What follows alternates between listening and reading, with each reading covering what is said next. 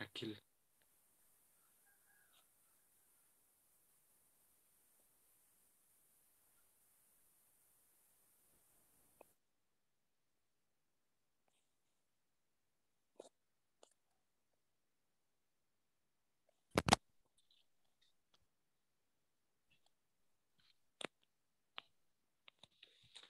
Moderator. Baik. Bagaimana kabarnya semua?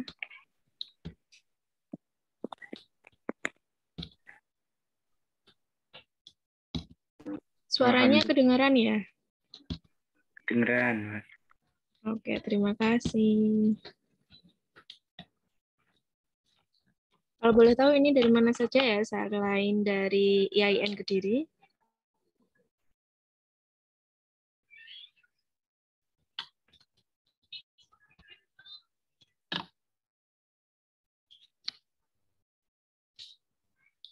Kalau boleh tahu, ini dari mana saja ya, selain dari IAIN Kediri?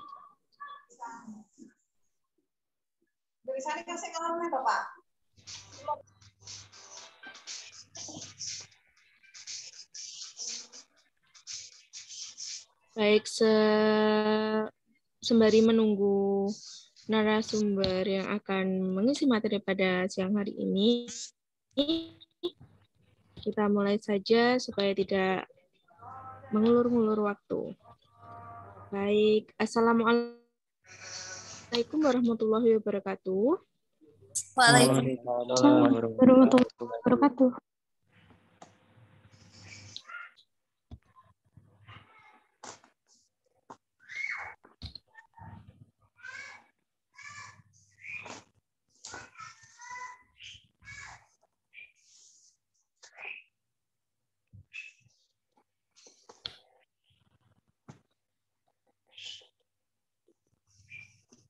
Pak.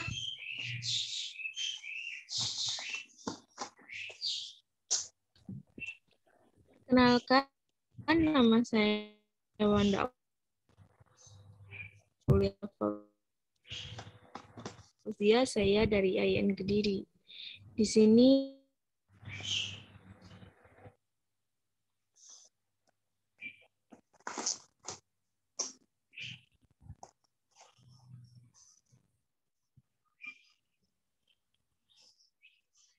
Wah.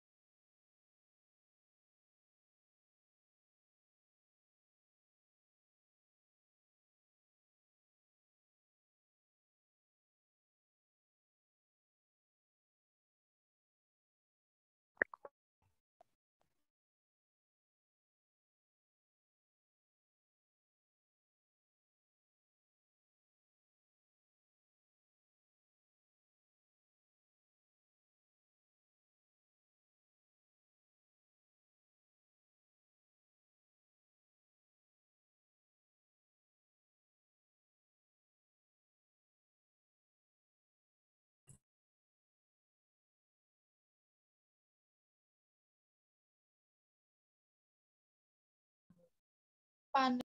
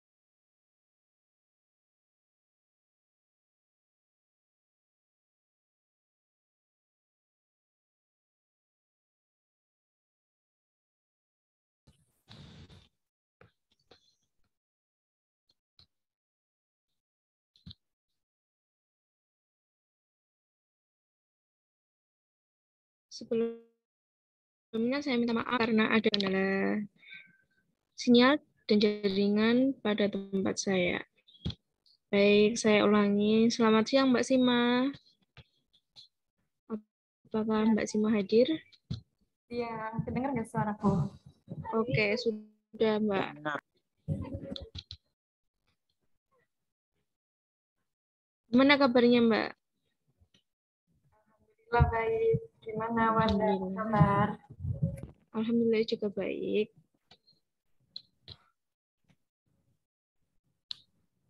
Wah, tampil cantik sekali ya hari ini. Terima kasih. Oke, Mbak Sima hadir, kita perkenalan untuk narasumber yang kedua, yaitu Mbak Soraya. Selamat siang Mbak Soraya. Siang. Maaf. Siang. Wah, Terdengar nggak? oke, baik Mbak, sudah terdengar. Ini saya baru kenal Mbak Soraya kali ini juga nih. Iya, saya juga baru kenal sama Mbak Wanda. Kenalan dulu. Salam Oke, kenal. salam kenal ya Mbak. Oke, untuk narasumber yang ketiga yaitu Mbak Intaning. Assalamualaikum Mbak, apakah Mbak Intaning ada?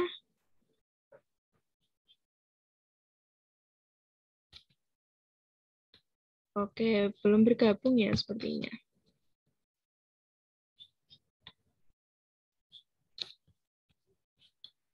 Langsung saja kita mulai pada siang hari ini. Untuk yang pertama yaitu dengan narasumber Mbak Sima Farihesti dengan tema pengembangan identitas Muslim yang berdasarkan karakteristik Al-Quran.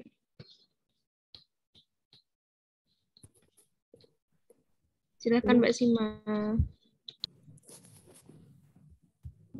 Ini di share screen-nya dari siapa? Dari saya Mbak, sebentar. Ya.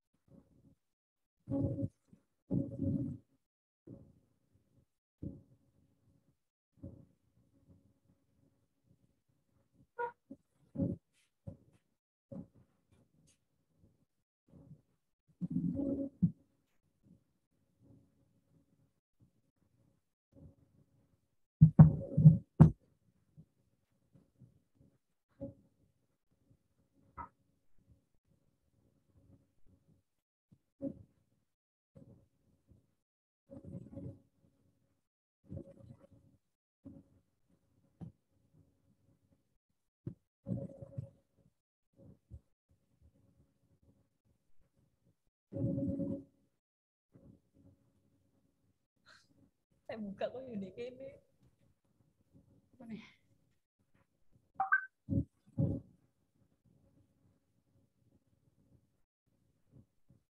Belum muncul Wanda.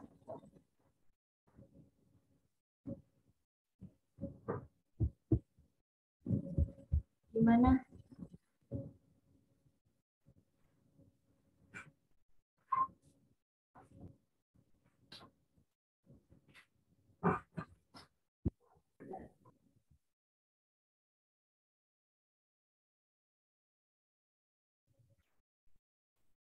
Baik. Baik, bismillahirrahmanirrahim. Assalamualaikum warahmatullahi wabarakatuh. Waalaikumsalam warahmatullahi wabarakatuh. Ini terdengar jelas nggak Wanda?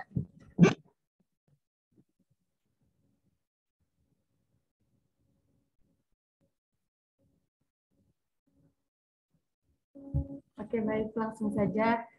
Jadi ini share knowledge katanya ya. Ini materi ini saya dapat dari Profesor Dr. Andes Abdul Mujib dari UIN Jakarta dari webinar kemarin di UGM. Jadi saya sedikit ingin share ilmu-ilmu beliau di sini, semoga sedikit banyak dapat dipahami.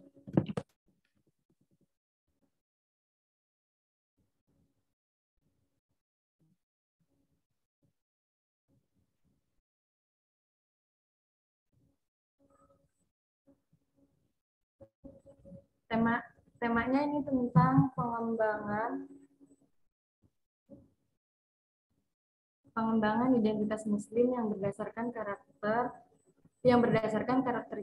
karakteristik Al-Quran. Nah, lanjut Anda. Masyarakat dalam Islam. Nah, ini kan ada dua istilah ya, ada bahasanya masyarakat dalam Islam, ada juga yang Muslim, masyarakat Muslim seperti itu. Nah, menurut Profesor Dr. Andes Abdul Mujib, Muslim itu adalah orangnya. Muslim itu adalah orangnya, orang Islam seperti itu. Nah, kalau misalkan Islam itu adalah nilai-nilainya. Jadi Profesor Abdul Mujib itu lebih suka menggunakan istilah masyarakat dalam Islam, bukan masyarakat Muslim seperti itu, karena kita di sini membahas nilai-nilainya yang akan dikaitkan dengan psikologi seperti itu. Lalu masyarakat ini berasal dari kata syaraka yang artinya ikut serta, bersama-sama atau berpartisipasi. Lalu ada musyarakah yang saling bergaul, berkumpul bersama. Lalu ada society yang berbahasa Latin, societas yang berarti kawan. Lalu pengertian secara keseluruhan, masyarakat Islam adalah kelompok manusia yang mempunyai kebiasaan, tradisi, sikap, dan perasaan persatuan yang diikat oleh nilai-nilai ajaran Islam. Nah, jadi dibedakan di sini masyarakat Islam dan masyarakat lainnya adalah nilai-nilai yang dimiliki dan yang diterapkan adalah nilai-nilai ajaran Islam. Seperti itu. Lanjut, Anda. Lalu di sini masyarakat Islam digambarkan dengan tiga hal. Jadi ada tiga pokok yang dapat digambarkan jika kita mendengar istilah masyarakat Islam seperti itu. Yang pertama adalah nas atau Al-Quran dan hadis. Jadi ketika kita berbicara tentang masyarakat Islam, kita akan selalu dikaitkan dengan pedomannya yaitu Al-Quran dan hadis. Jadi kita mengambil hukum-hukum, mengambil tata perilaku tentunya dari Al-Quran dan hadis. Lalu kita juga berkaca dari sejarah bagaimana Nabi Muhammad dulu tentang piagam Madinah yang dicetuskan beliau ketika beliau di Madinah.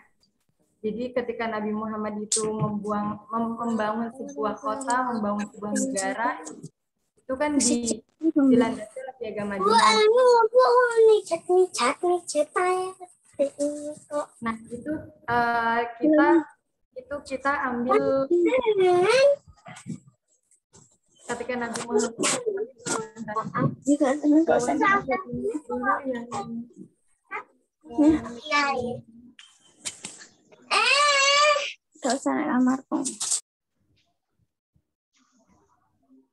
diulang ya. Jadi kita dapat melihat sejarah. Jadi bagaimana Nabi Muhammad itu memberikan contoh ketika bernegara, bermasyarakat, ketika di Mekah dan ketika di Madinah yang dituangkan oleh piagam Madinah. Jadi piagam Madinah itu adalah piagam landasan utama tentang bernegara dan bermasyarakat ketika Nabi Muhammad sudah hijrah di Madinah.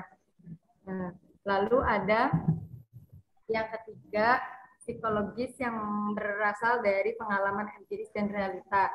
Tentunya ketika kita berbicara tentang masyarakat, kita akan melihat perilaku.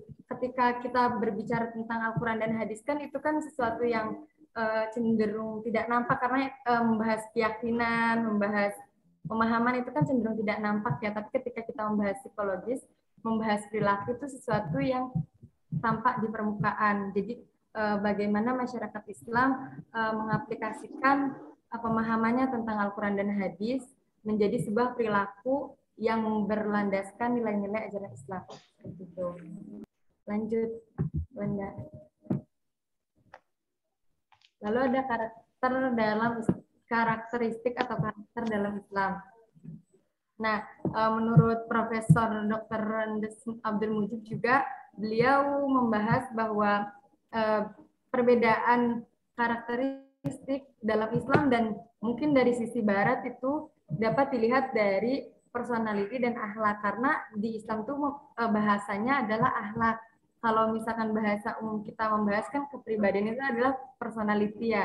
Nah, personality menurut beliau itu perilaku yang tidak dievaluasi baik buruknya. Jadi tingkah laku kita, perilaku kita ya hanya diamati saja, tapi tidak dievaluasi baik buruknya. Beda dengan akhlak, beda dengan akhlak atau dengan bahasa dasarnya adalah khuluq ya.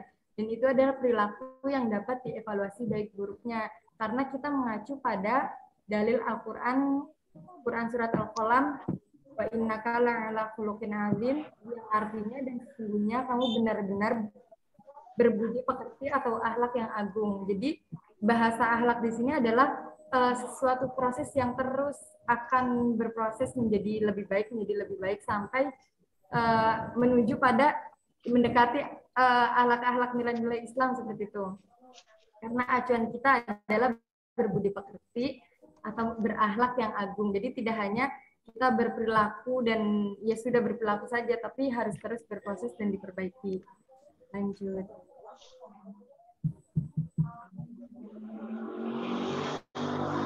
Lalu di sini juga ada karakteristik bermasyarakat dalam rukun Islam.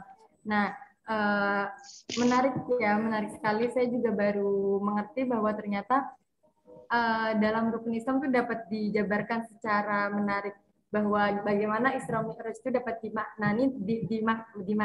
dimaknai dengan bahwa Nabi Muhammad itu tidak egois. Jadi Nabi Muhammad itu mendapat wahyu sholat itu tidak egois untuk dirinya sendiri. Bahwa Nabi Muhammad berbagi kepada umatnya untuk sama-sama merasakan nikmatnya sholat, untuk sama-sama merasakan nikmatnya ibadah kepada Allah.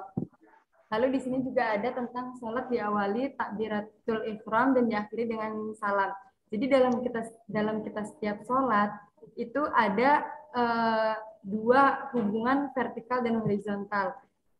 Hubungan vertikal itu kita ketika takbiratul ihram kan hanya fokus berniat untuk sholat hanya kepada yang kuasa. Berarti itu hubungan vertikal antara manusia dengan sang penciptanya. Dan ketika kita salam, kita menengok kanan dan menengok kiri, itu bisa dipahami bahwa kita sebagai manusia sosial, kita tidak boleh hanya berfokus pada diri sendiri. Jadi misalkan kita melihat kanan belum makan, melihat kiri sedang sakit, melihat kanan butuh pertolongan. Jadi bisa dipahami seperti itu. Jadi ketika kita sholat tidak hanya ya urusan kita dengan Tuhannya saja, tapi makna-makna sosial tersendiri bisa kita pelajari dari sholat. Salah satunya dengan salam menengok kanan kiri, kita melihat tetangga, melihat lingkungan sekitar, apakah perlu kita tolong, apakah perlu untuk kita perbaiki, seperti itu. Lalu ada seminggu sekali wajib jamaah dan manajemen sholat jamaah. Untuk kaum laki-laki kan biasanya kita sholat Jumat ya, biasanya laki-laki itu sholat Jumat. Nah, bagaimana di kewajiban sholat Jumat yang wajib jamaah itu, laki-laki dipaksa untuk bersosial. Selain laki-laki itu sholat kepada Tuhannya, misalnya ibadah kepada Tuhannya, otomatis mereka kan bertemu dengan tetangga, sanak saudara, dan otomatis mereka jadi paksa mau tidak mau harus bersosial dan bertemu, bertegur sapa. Jadi mengeratkan tali silaturahmi. Lalu ada manajemen sholat berjamaah. Di sini juga ternyata di dalam Islam juga diatur ketika kita jamaah safnya harus lurus. Ketika kita jamaah, imamnya harus orang yang mungkin secara keilmuan harus lebih pandai, harus lebih bijak, seperti itu. Jadi manajemen sholat berjamaah yang sangat rapi bisa diaplikasikan di kehidupan kita. Jadi ketika kita ingin mencapai sesuatu bisa menyusun sesuatu itu dengan rapi juga, seperti itu. Lalu ada zakat untuk share dan care. kata zakat dan sholat itu dalam Al-Quran diiringkan, maksudnya selalu diucap bersamaan tuh 28 kali. Dan itu tuh menandakan bahwa lagi-lagi selain kita harus ibadah dengan Tuhan, kita juga harus ibadah dengan sosial kita, dengan masyarakat kita. Karena ya zakat kita, harta kita sedikit banyak dapat membantu orang-orang yang memerlukan, yang membutuhkan. Itu. Lalu anjuran memberi iftar dalam puasa. Ketika kita berpuasa, lalu kita memberikan makanan untuk berbuka puasa kepada orang lain, itu sama juga pahalanya seperti kita berpuasa juga. Jadi pahalanya balance ketika kita berpuasa dan ketika memberi makanan kepada orang lain. Lalu ada ibadah haji yang berpakaian ihram. Nah, di sini juga di ibadah haji kita diajarkan untuk tidak membeda-bedakan baik secara suku, golongan, harta atau kedudukan. Kita semua pakai pakaian ihram, pakai kain putih itu, tidak peduli jabatannya apapun, semua seragam, menandakan bahwa semua manusia itu sama saja, yang beda hanya iman dan takwanya. Seperti itu.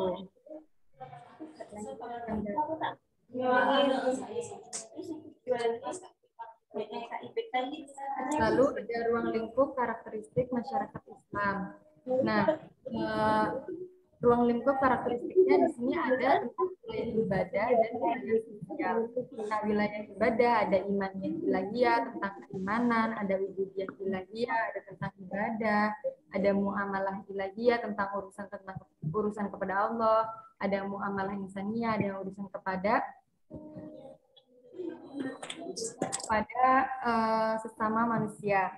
Nah, jadi di sini di dalam Islam juga sangat ditekankan keseimbangan antara lagi-lagi ibadah kepada Allah dan ibadah kepada manusia. Lalu di sini di dalam Islam juga tidak dilupakan bahwa manusia butuh ilmu pengetahuan yang sangat beragam untuk menunjang kehidupan. Untuk itu ruang lingkupnya bisa dari ilmu pengetahuan, ada ekonomi, ada estetika, ada sosial, budaya, politik, dan sebagainya. Misalkan kita dari estetika itu ketika orang yang menyukai seni, orang yang belajar seni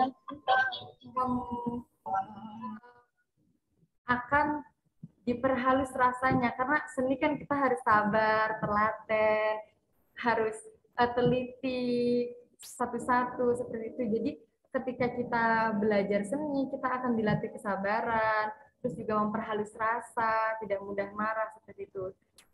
Untuk itu dalam Islam tidak dibatasi untuk belajar banyak hal. Maksudnya tidak dibatasi hanya belajar agama saja, tidak, tapi kita harus haus ilmu, jadi harus belajar banyak hal untuk menjadi manusia yang baik seperti itu. Lanjut, Anda.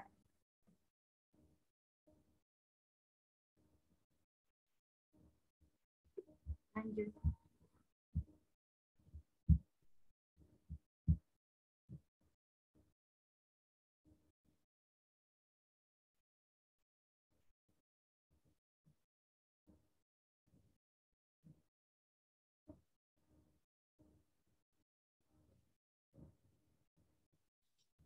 Sebentar ya, Mbak.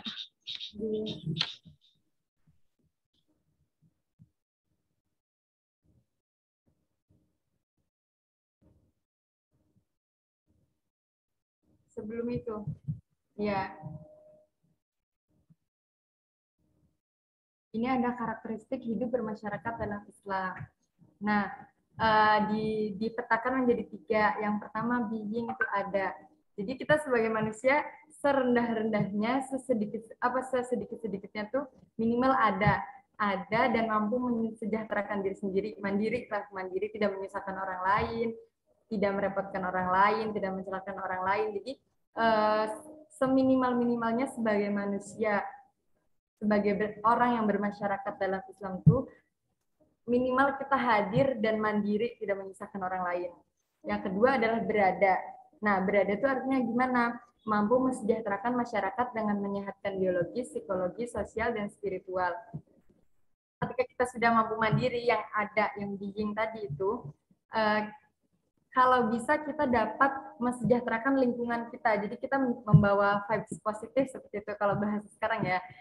Membawa aura positif. Jadi kalau misalkan ketemu temen kita juga senyum. Jadi temennya balik memberikan feedbacknya juga baik. Jangan ketika ketemu temen misalkan kita ya malas, bad mood, cemberut. Jadi temennya kan ikutan sebel juga. Nah, jadi belonging atau berada ini seminimalnya kita dapat merangkul lingkungan untuk menciptakan lingkungan yang sehat seperti itu. Nah, lalu ada becoming. Becoming itu mengada. Mengada itu mampu mensejahterakan masyarakat dengan menyelamatkan biologis, psikologis, sosial, dan spiritual. Nah, ini ranahnya lebih luas lagi ketika kita sudah mampu being yang ada, sudah mampu belonging yang berada. Kita bisa belajar menjadi becoming atau mengada. Misalkan dalam suatu desa atau misalkan dalam satu kelas, kita dapat membuat program apa, dapat misalkan menciptakan kegiatan apa yang tentunya kegiatan itu dapat memberikan dampak manfaat yang baik untuk sesama di lingkungan dan di desa kita misalkan.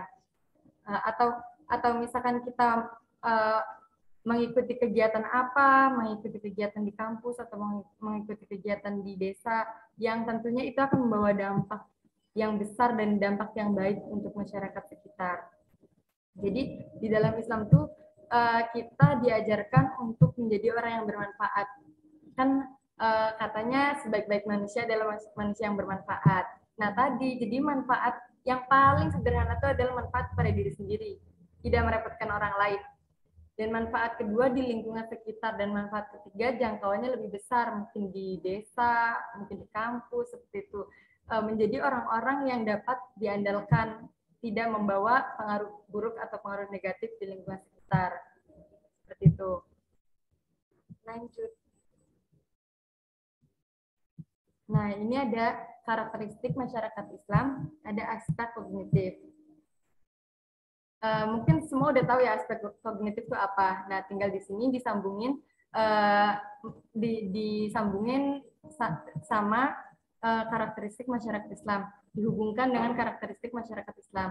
Yang pertama adalah pemahaman bahwa perbedaan itu sunnah. Nah, di sini ada dalilnya tentang likulli ja'alna minkum sirrata wa minhaja walau sya'allahu la ja'alakum ummatan wahidah walakil la yabluwakum fi ma atakum fastabiqul khairat. Nah, mungkin itu bisa dibaca sendiri ya dalilnya dan artinya. Untuk setiap umat di antara kamu, kami berikan aturan dan jalan terang. Kalau Allah menghendaki, niscaya kamu dijadikannya satu umat saja. Tetapi Allah hendak menguji kamu terhadap karunia yang telah diberikannya kepadamu. Maka berlomba-lombalah berbuat kebajikan.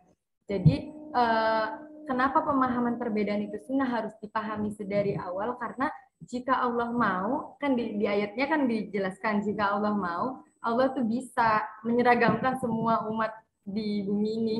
Misalkan semua Islam atau misalkan semua pintar, semuanya seragam itu bisa, semua kulit putih atau semua kulit sawo matang. Tapi Allah tuh ingin menguji dengan perbedaan itu adalah sebuah karunia, bisa enggak, bisa atau tidak manusia itu mengelola perbedaan menjadi karunia, tidak menjadi perpecahan. Kan kalau sekarang yang terjadi kan mungkin banyak perbedaan, banyak perdebatan tuh membuat pertengkaran ya. Nah ini tantangan bagaimana pemahaman perbedaan itu sunnah diaplikasikan bahwa setiap perbedaan tuh ya biasa saja. Misalkan, oh ini beda, kita kulitnya berbeda, atau misalkan kita pendapatnya berbeda. Ya tidak apa-apa, semua kan punya hak untuk berpendapat, semua punya hak untuk berbeda. Tinggal kita menghargainya bagaimana. Seperti itu. Jadi dilihat dari sisi positif. Perbedaan itu adalah sunnah dan karunia yang harus disyukuri. Nah, lanjut. Lalu ada tasamu. Tasamu adalah penengah atau wasit dalam kegiatan konflik antar umat beragama dan aliran dalam Islam. Nah, di sini ada ayat juga yang artinya, dan demikian pula kami telah menjadikan kamu umat Islam, umat pertengahan, agar kamu menjadi saksi atas perbuatan manusia dan agar Rasul Muhammad menjadi saksi atas perbuatan kamu. Jadi di sini tuh apa namanya, kita sebagai orang Islam tuh umat pertengahan, di situ disebutkan bahwa maksudnya harus moderat, harus bijaksana. Ketika kemarin profesornya juga menjelaskan bahwa katanya kalau misalkan dalam cerita orang Yahudi, kalau misalkan kita dicubit pasti akan diberikan feedbacknya tuh mukul. Jadi nyubit satu kita balasnya mukul. Kalau misalkan orang Kristen katanya kalau misalkan kita bahasanya kayak mukul bakal dipukul balik kayak gitu. Nah, di Islam tuh sebenarnya bisa aja, itu kan kita dipukul terus ya kita mukul balik ya bisa aja, tapi alangkah lebih baiknya ada jalan maaf gitu maksudnya. Jadi alangkah lebih baiknya kita memilih jalan damai, karena tidak akan ada habisnya ketika kita ya pukul balik, bisa nyubit balik terus seperti itu kan tidak ada habisnya. Jadi kita tasamuh ini di sini bermaksud bahwa ya umat Islam itu harus menjadi orang yang bijaksana, karena di tengah perbedaan, di tengah banyaknya masyarakat Islam, tentu konflik-konflik kan tidak terhindarkan. Jadi inilah maksudnya dasar-dasar kebijaksanaan tuh harus dipupuk sedari awal. Lanjut. Lalu di sini lalu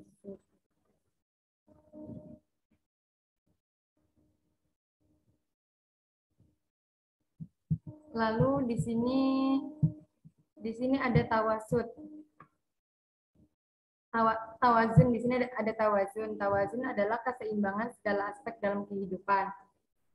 Di situ ada dalilnya ya, dari Quran Surat Ar-Rahman ayat 7-9 yang artinya, dan langit telah ditinggikannya dan dia ciptakan keseimbangan agar kamu jangan merusak keseimbangan itu, dan tegakkanlah keseimbangan itu dengan adil dan janganlah kamu mengurangi keseimbangan itu.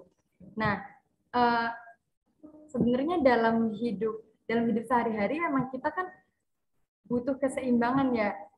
Ketika misalkan alam saja, maksudnya ketika kita merusak alam, nanti alam akan membalas kita dengan bencana alam.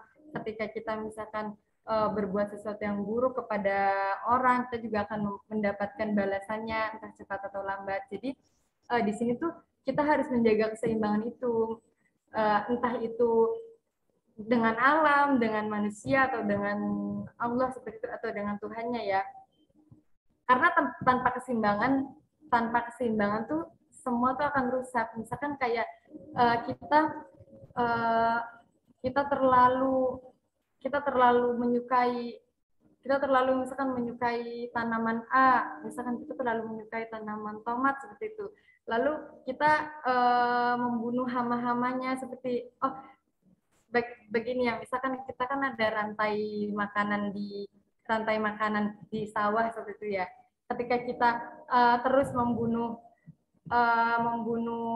hewan-hewan di sekitar padi yang kita tanam, itu kan nanti rantai makanan akan rusak. Jadi ketika misalkan rusak itu padi kita juga nanti hasilnya tidak akan baik. Jadi kenapa keseimbangan itu harus terus dijaga? Karena agar semuanya dapat berjalan bersama. Kenapa misalkan kayak sekarang pemanasan global, kenapa kita harus terus mencintai lingkungan? Karena ya memang hidup kita di lingkungan, kita harus menjaga lingkungan agar terus dapat kita hidup dan tinggal seperti itu. Jadi di Islam tuh diajarkan tidak hanya beribadah kepada Tuhan yang harus sungguh, tapi menjaga lingkungan dan beribadah kepada sesama juga harus betul-betul, karena itu adalah ladang pahala yang banyak untuk dapat kita dapatkan gitu. Lanjut.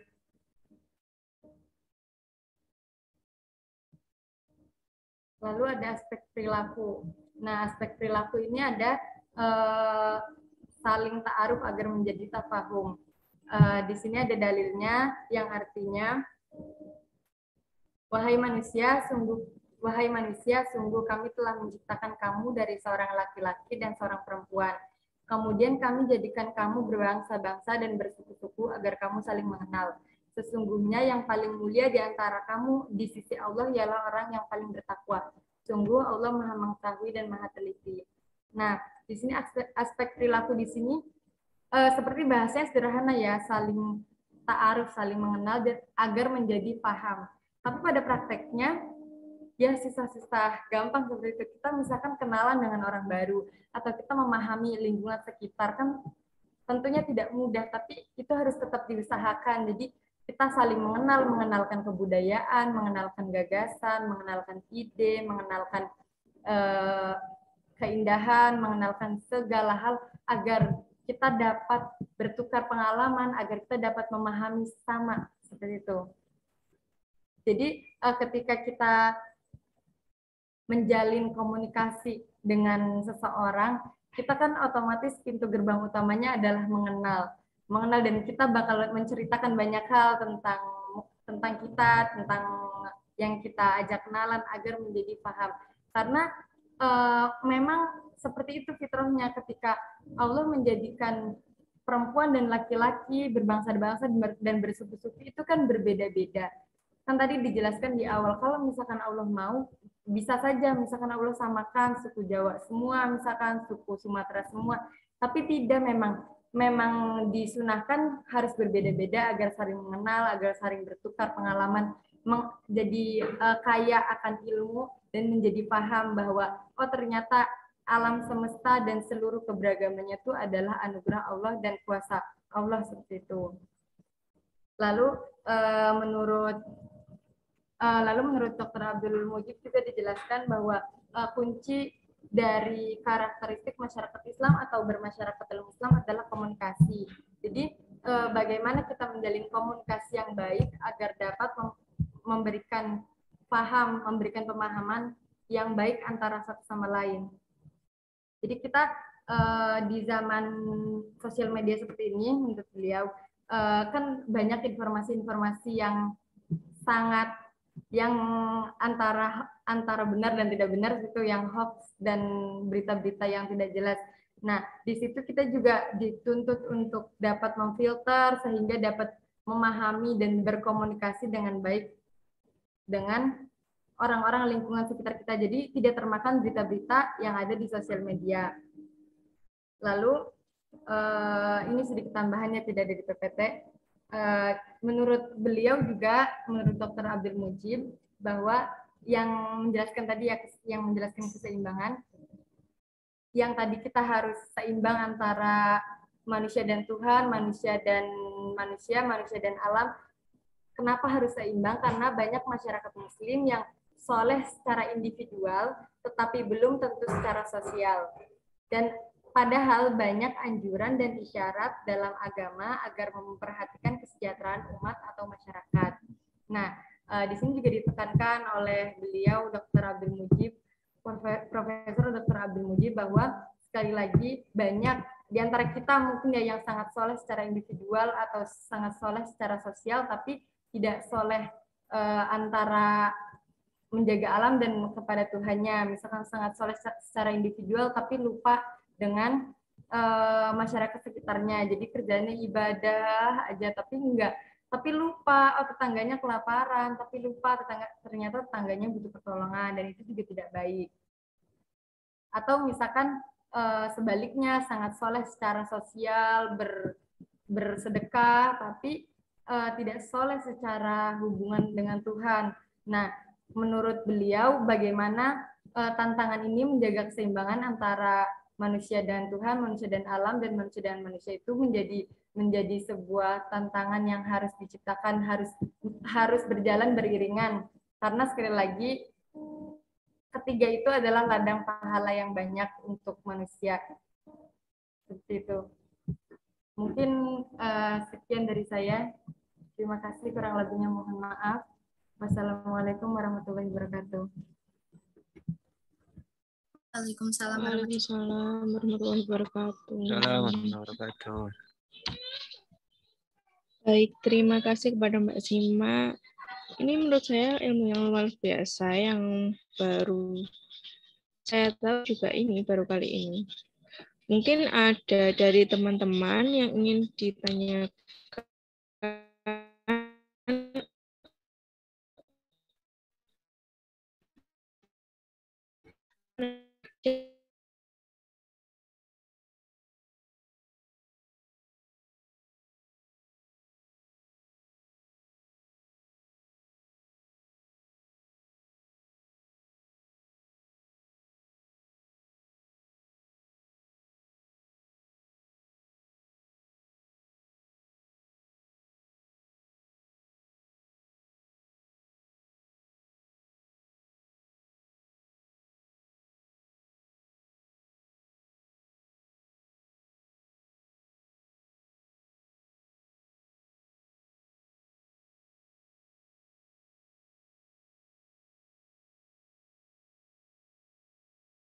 atas materinya pada siang hari ini untuk materi pertama ya.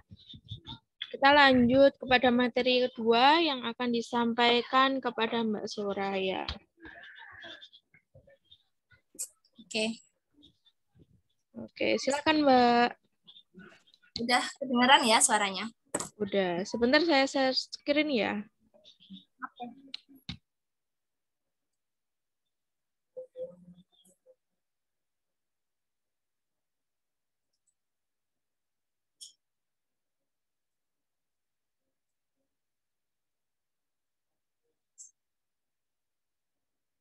Mungkin sebelumnya saya perkenalan dulu aja ya. Nama saya Soraya dari Prodi Psikologi Islam semester 7.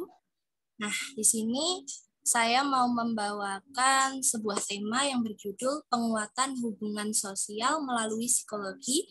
Tema ini sebelumnya pernah dibawakan oleh Bapak Profesor Dr. Muhammad Tahir Khalili yang berasal dari Pakistan. Nah, ini sudah saya rangkumkan.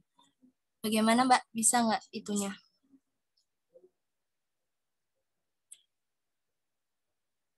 Belum muncul ya?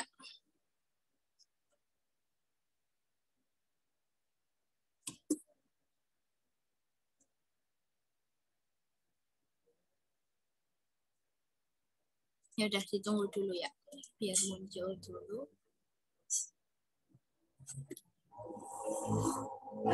Udah kelihatan, Mbak? Udah. Tapi nggak ada, kok nggak kelihatan ya di punya aku. Halaman. Bentar. Bentar.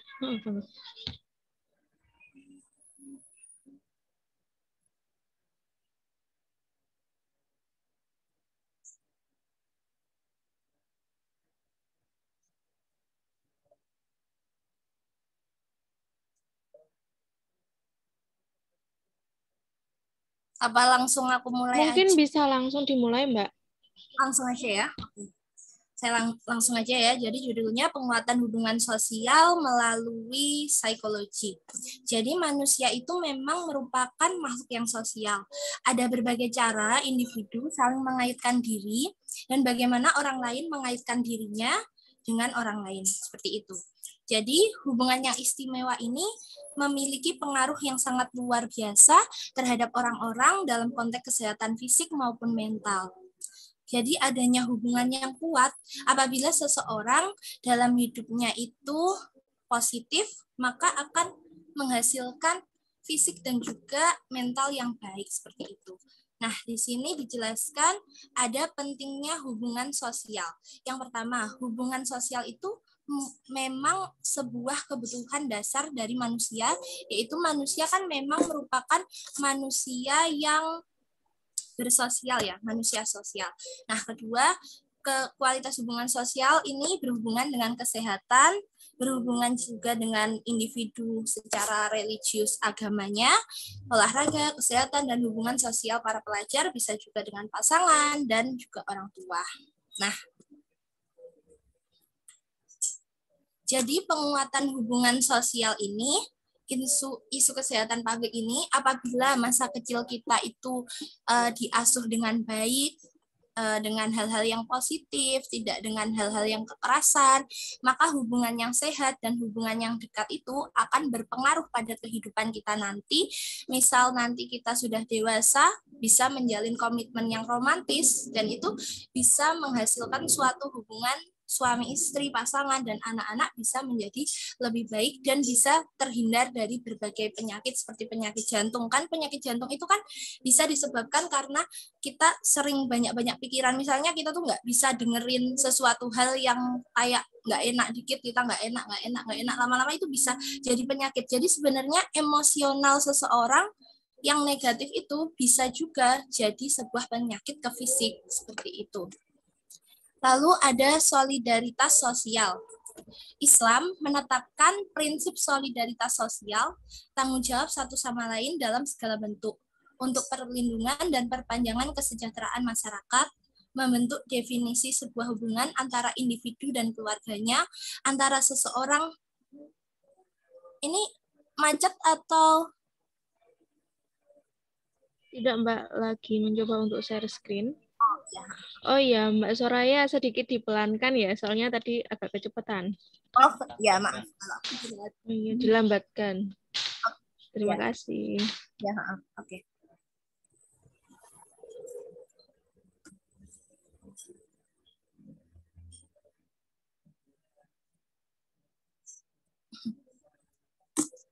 Sudah? Bisa dilanjut kah?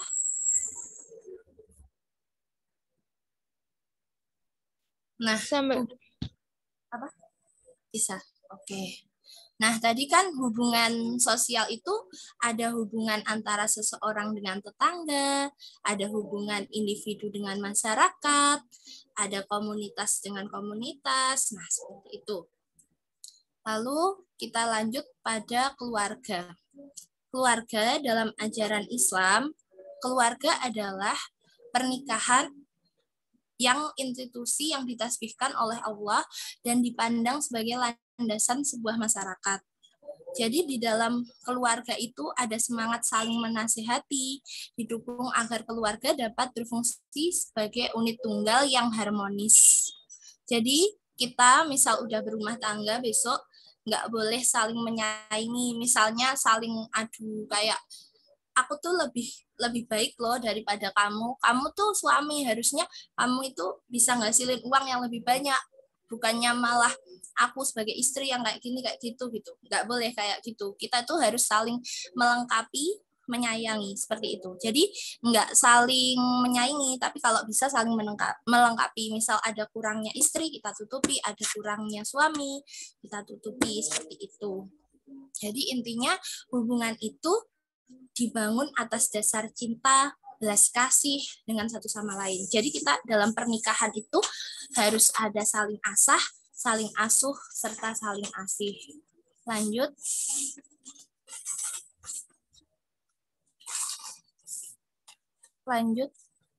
Ini screen-nya emang nggak bisa jalan ya? Berarti aku lanjut aja nggak apa-apa ya? Halo? Gimana? Iya, Mbak, bisa. Apa, saya lanjut aja ya. Nah, setelah itu dalam Islam juga Pak Tahir Halili kemarin bilang juga kalau keluarga dekat, jadi tetangga itu melampaui keluarga dekat. Bahkan ada sebuah hadis dari Aisyah, istri tercinta Rasulullah, pernah meriwayatkan Nabi Muhammad SAW bersabda, Jibril terus-menerus berwasiat kepadaku untuk berbuat baik terhadap tetangga, sampai-sampai aku mengira dia akan menjadikannya sebagai ahli waris. Nah, berarti dalam Islam, tetangga itu harus saling dikasihi, disayangi, juga harus baik sama tetangga. Kalau bisa jangan saling gibah sini, gibah sana, kayak gitu jangan. Kalau bisa kita sama tetangga itu berhubungan yang baik, yang saling mengasihi dan menyayangi. Misalnya kita lagi masa rawon masak soto gitu kan, bisa kita tambahin kuahnya, kita banyakin, kita isi. Biasanya kalau soto bikin begedel gitu ya. Nah, begedelnya kita banyakin, kuahnya kita banyakin, terus kita bagi-bagiin deh ke tetangga supaya jalinan antara kita dengan tetangga itu bisa terjalin dengan baik. Karena ada hadisnya juga kan, kalau sama tetangga itu harus baik, harus saling mengasihi, bahkan seperti melampaui keluarga dekat, seperti itu hubungannya. Itu hadisnya Bukhari Muslim. Lalu kita lanjut ke persaudaraan. Jadi hubungan sosial persaudaraan antara Muslim sendiri diakui pada Quran. Persaudaraan antara Muslim adalah yang terutama karena keyakinan agama. Jadi kita sesama umat Muslim itu saling bersaudara, yaitu saudara seumat agama, sama-sama Muslim, sama-sama Islam, seperti itu. Tapi di sisi lain, misal kita juga berbeda agama dengan agama yang lain, misal sama Hindu, atau sama Buddha, atau sama agama kepercayaan, atau Konghucu, atau lain-lainnya. Nah, itu kita adalah saudara seumat manusia, atau saudara kemanusiaan. Karena sumber penciptaannya sama, yaitu berdasarkan dari Adam dan Hawa itu tadi. Lalu saya lanjutkan ya. Ada nilai inti yang disebutkan sama Pak Halil Tahir Halili, yaitu ada adil. Para muslim bekerja untuk memberdayakan mereka yang ditimpa kemalangan untuk membuat nyata potensi mereka yang dianugerahi Allah dan mengembangkan kapabilitas mereka. Lalu yang kedua ada ikhlas untuk menangani kemiskinan dan kesengsaraan. Upaya orang muslim dapat didorong oleh keikhlasan kepada Allah dan rasa wajib mengabdi pada kemanusiaan. Jadi ikhlas di sini maksudnya apabila kita ditimpa kemiskinan atau kesengsaraan dalam hidup, kalau bisa kita itu tetap ikhlas, tapi jangan cuma pasrah, kalau bisa ya tetap berusaha dan berdoa kembali. Nah, sebagai saudara muslim yang punya lebih, kalau bisa juga memberikan hal yang lebih kepada yang kekurangan dengan ikhlas. Nah, seperti itu. Lalu ihsan, muslim menghadapi isu sosial dengan kesempurnaan dalam sikap dan tindakan untuk orang yang layak. Lalu ada rahmah, orang muslim yakin bahwa perlindungan kesejahteraan seluruh kehidupan adalah kepentingan yang sangat utama. Tugas muslim adalah bekerja dengan pelaku humanitarian untuk bertindak sebagai satu dalam menanggapi kesengsaraan akibat bencana, kemiskinan, ketidakadilan. Jadi kalau bisa tugas sebagai muslim yang rahmah itu saling mengasihi, menyayangi, seperti itu. Lalu ada amanah. Jadi amanah kita sebagai seorang muslim melaksanakan wajiban, yaitu sebagai pemelihara bumi. Jadi kalau bisa kita itu di dunia ini jangan cuma merusak saja, jangan membuang sampah sembarangan. Kalau bisa, kalau kita misalnya di jalan minum es atau apa, kalau belum ketemu tempat sampah, ya jangan langsung dibuang di jalan. Kalau bisa dibawa dulu atau ditaruh di kresek, masukin ke tas, nanti kalau udah ketemu tempat sampah baru kita buang. Lalu misal juga kita kan kita butuh ya pohon untuk bikin pintu, bikin lemari, bikin apa. Kalau bisa kita jangan menggunduli hutan seperti itu, tapi kalau bisa kita selain mengambil manfaat dari hutan itu, kita juga menanaminya kembali seperti reboisasi seperti itu. Lalu selanjutnya kesatuan.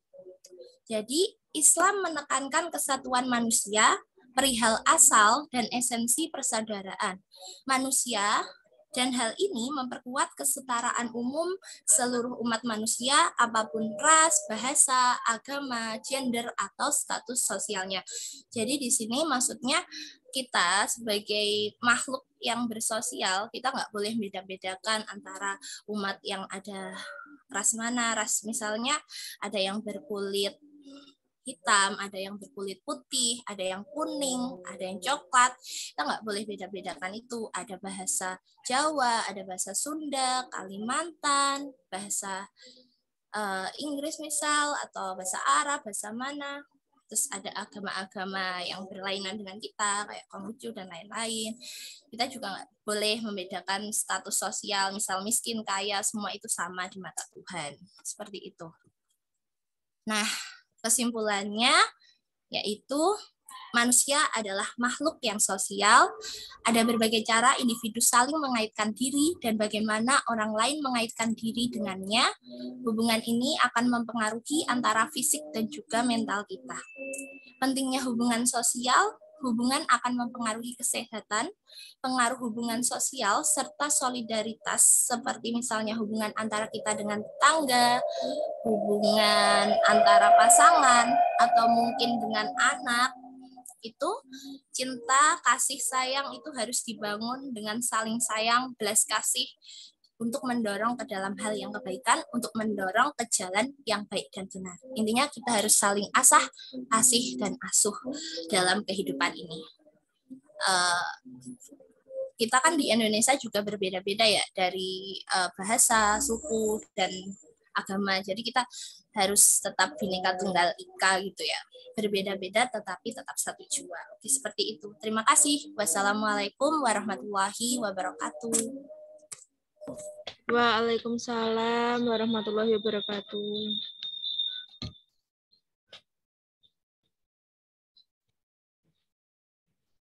Terima kasih kepada Mbak Soraya. Sama-sama. Semoga paham. Ada yang ingin ditanyakan enggak? Sangat paham sekali, bagus sekali materinya, langsung out of the book. Mungkin dari teman-teman ada yang ingin ditanyakan kepada narasumber kita yang kedua.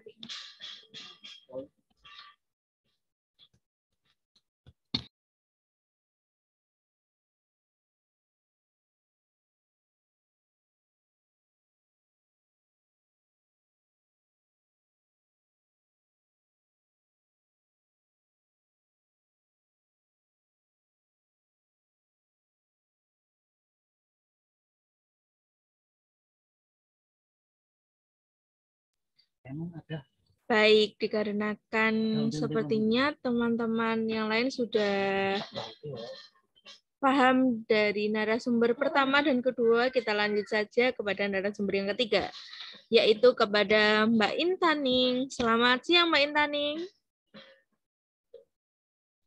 Halo, selamat siang. Selamat siang, Mbak. Bagaimana kabarnya, Mbak? Alhamdulillah kabarnya baik sekali siang ini. Oke. Bisa langsung dimulai, Mbak? Oh iya, bisa, silakan.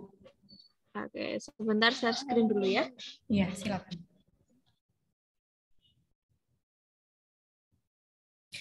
Oh iya, bagi teman-teman sambil nunggu Mbak moderatornya untuk share screen, mungkin teman-teman udah baca bahwa materi yang akan saya sampaikan pada siang hari ini adalah tentang resiliensi. Mungkin beberapa dari teman-teman di sini udah ada yang tahu apa itu resiliensi, boleh banget ditulis di kolom chat nih. Kalau nggak di kolom chat boleh disampaikan juga. Mungkin dari sini teman-teman udah ada yang paham sebelumnya tentang resiliensi atau mungkin sedikit-sedikit mengerti tentang resiliensi. Boleh sekali, silakan ditulis.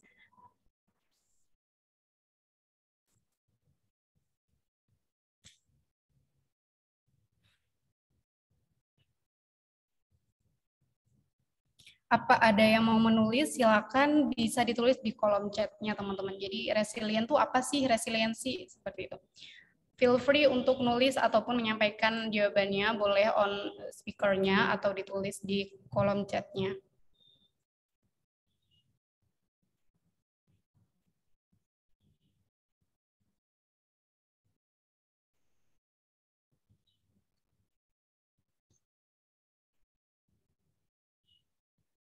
Oke, mungkin belum ada ya. Kita bisa langsung lanjut mungkin, Mbak Moderator, apakah suara saya terdengar jelas atau putus-putus karena ini sinyalnya juga agak low. Sangat jelas, Mbak. Silakan diteruskan. Oke. Jelas, Mbak. Baik teman-teman, judulnya untuk yang akan kita bincangkan siang ini adalah menjadi muslim yang resilient di era 21. Nah, teman-teman mungkin ada yang udah tahu ya, atau mungkin tadi nggak nulis, ada yang belum tahu. Oke, kita boleh next slide, Mbak.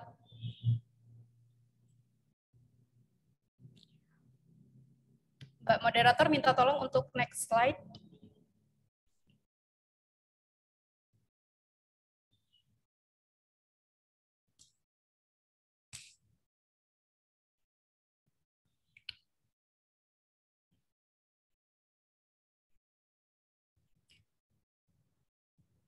Oke, mungkin masih proses. Next slide-nya adalah sebenarnya apa sih resiliensi itu? Gitu.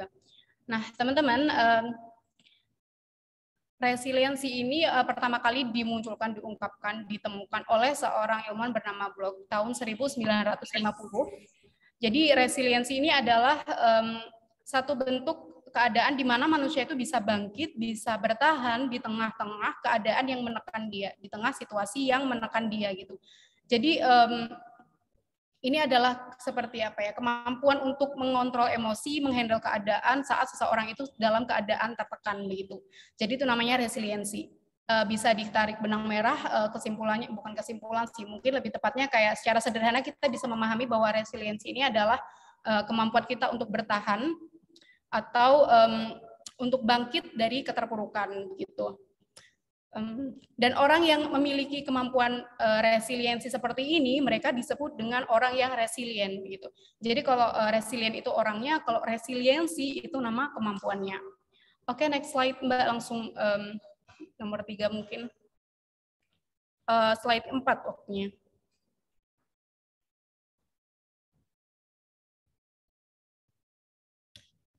Permisi Mbak, mungkin bisa ke slide nomor 4.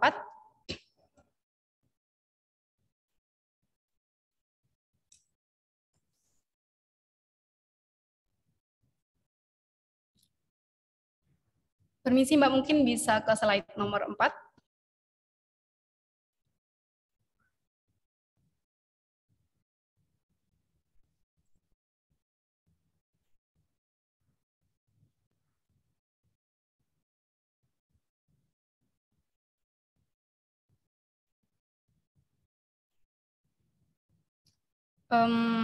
Apakah suara saya terdengar? Iya, terdengar, Mbak. Iya, silakan ke slide nomor 4. Yang apakah fungsi dari resiliensi itu bukan? Iya. Oke.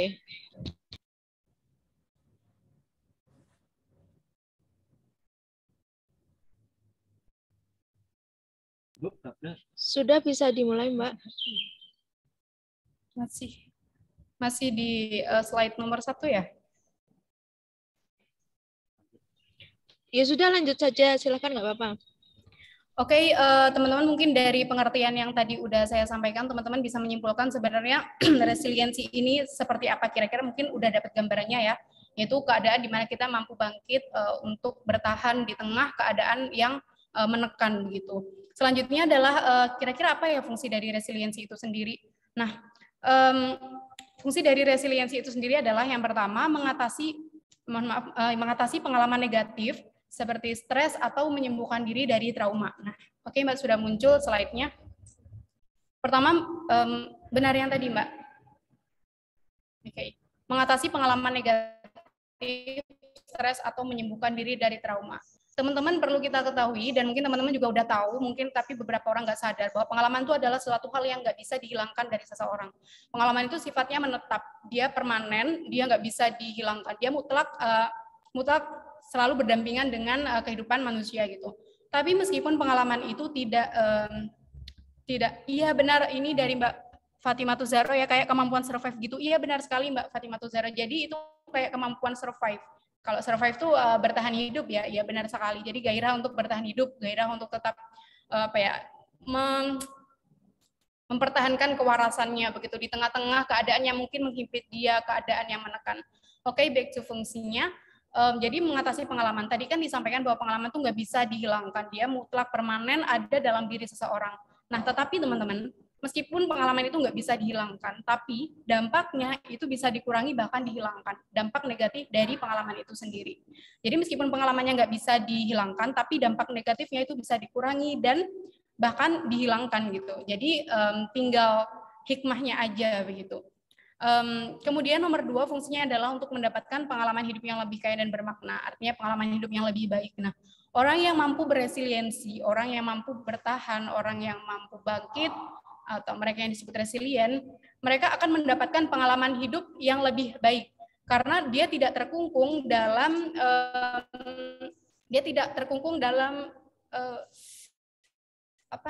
pengalaman masa lalunya. Dia tidak terkungkung dalam hal-hal yang membuat dia jatuh di masa lalu, atau bahkan ketika hari itu, mungkin hari itu dia sedang dalam keadaan ditekan berbagai masalah, tetapi dia dapat tetap berprogres, dapat tetap berpikir untuk aku harus segera keluar dari sini nih, karena ini kayaknya udah nggak sehat banget keadaan gue harus segera keluar dan cari pengalaman hidup yang baru, cari makna hidup yang baru. Jadi dia nggak terkungkung di satu sisi di mana dia akan dirugikan gitu, karena hanya stay stagnan gitu, di situ nggak berkembang hanya karena masa lalu yang mungkin istilahnya kayak mengungkung, padahal sebenarnya kita sendiri bisa keluar kalau kita mau memilih dan berusaha untuk keluar begitu.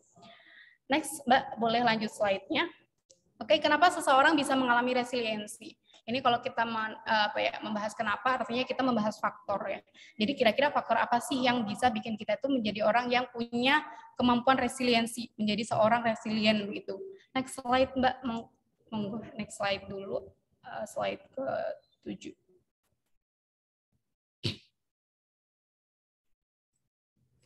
Oke, faktor resiliensi teman-teman yang pertama, sebenarnya ini yang bahasa Inggris adalah judul buku ya. Jadi A Guide to Promoting Resilience in Children, Strengthening the Human Spirit. Ini adalah judul buku Yang mana dalam buku ini dijelaskan ada 3 faktor orang dapat memiliki kemampuan resiliensi gitu. Yang pertama ada I am, yang kedua ada I have, yang ketiga ada I can.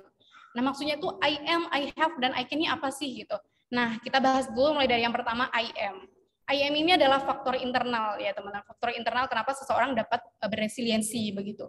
Nah, faktor I am ini adalah ketika seseorang itu menganggap dirinya berharga, menganggap dirinya spesial, menganggap dirinya itu dapat berhak mendapatkannya lebih baik, maka dia akan merasa bahwa dirinya ini berharga dan istilahnya dia tidak membiarkan dirinya untuk disakiti oleh orang lain atau mungkin diperburuk oleh keadaan dan lain sebagainya. Karena dia merasa terlalu spesial untuk seperti itu kan gitu.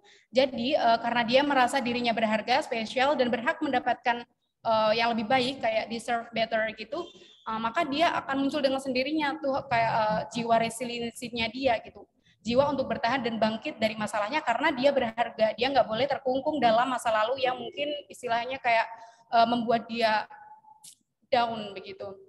Nah, selain itu, I am ini juga bisa diartikan sebagai kemampuan kita untuk mandiri serta bertanggung jawab atas apa yang kita ambil gitu. Kalau biasanya kan gini, mandiri kan cenderung pada kemampuan sih, tapi lebih ke keadaan di mana kita tidak bergantung pada orang lain. Secara dipikir lagi kita nggak mungkin hidup tanpa orang lain kan, karena memang kita makhluk sosial begitu. Pasti kita butuh orang lain, entah untuk minta bantuan, bahkan untuk sekedar sharing dan lain sebagainya kita butuh orang lain. Akan tetapi yang dimaksud dari mandiri di sini adalah kita dapat menentukan mana yang kita inginkan. Kita tahu apa yang kita butuhkan, kita ambil. Kita tahu mana yang kita nggak butuhkan, kita tinggalkan. Seperti itu. Jadi mandiri yang diartikan di sini adalah mandiri yang seperti itu. Dan kita bisa bertanggung jawab atas apa yang telah kita ambil gitu. Bukan cuma memutuskan doang tanpa bertanggung jawab, tapi diputuskan juga bertanggung jawab totalitas sampai akhir. Nah, itu adalah salah satu faktor kenapa seseorang itu bisa memiliki jiwa resiliensi. Jadi I am, dia merasa dirinya berharga dan berhak deserve better kayak gitu, berhak mendapatkan yang lebih baik. Kemudian faktor yang kedua adalah I have. I have tuh aku punya. Nah, ini adalah faktor eksternal ya teman-teman. Jadi I have ini kita bisa berbicara soal lingkungan gitu. Jadi lingkungan itu juga dapat mempengaruhi seseorang untuk memiliki jiwa resiliensi gitu. Karena misal contohnya nih, kita sedang dihimpit oleh keadaan yang benar-benar krusial, yang benar-benar bikin kita down atau mungkin jatuh sejatuh-jatuhnya. Tapi kita punya support system seperti mungkin keluarga atau mungkin sahabat yang harus dibahagiakan atau mungkin pasangan atau mungkin orang-orang lain.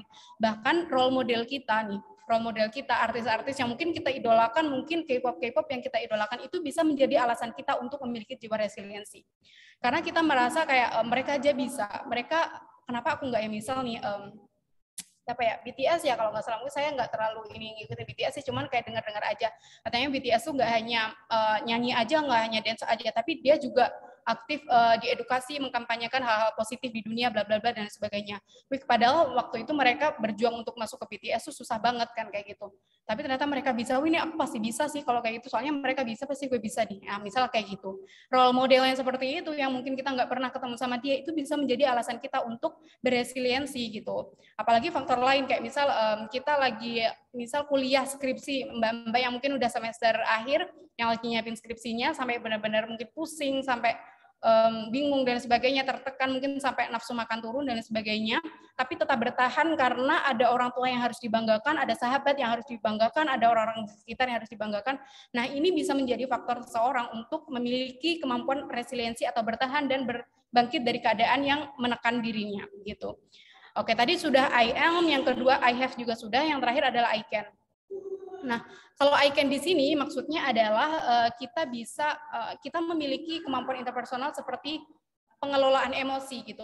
Jadi karena kita memiliki kecakapan dalam mengelola masalah, manajemen masalah, nah ini bisa menjadikan kita seseorang yang resilient gitu. Karena kita bisa mengelola emosi kita bisa mengendalikan diri kita, kira-kira aku harus bagaimana ya, kira-kira gue udah sejatuh ini butuh nih orang lain untuk ngebantu gue. Terus akhirnya karena kita tahu kita butuh bantuan orang lain, maka kita berjalan mencari bantuan orang lain begitu.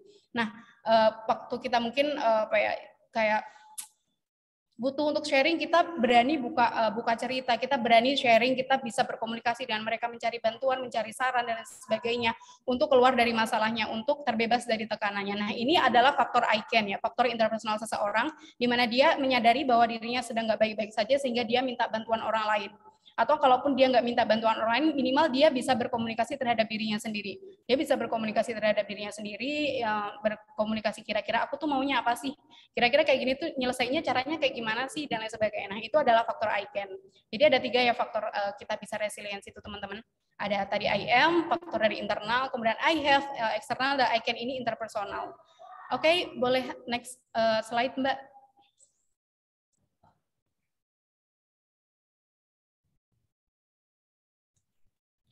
Selanjutnya adalah how to be resilient moderate Muslim. Ini maksudnya adalah bagaimana kita menjadi seorang Muslim yang memiliki kemampuan resiliensi begitu.